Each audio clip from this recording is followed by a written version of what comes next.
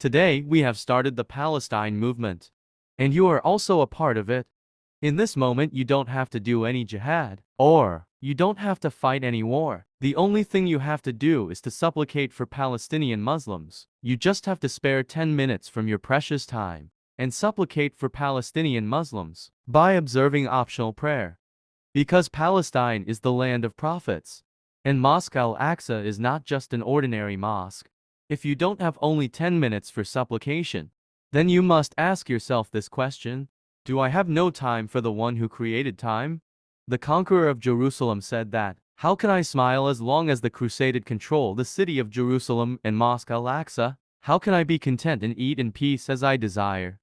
How can I sleep peacefully at night? This is Palestine now. And I really hope that you would pray optional prayer and supplicate for Palestine. Raise your hands and bow your heads before Allah, so that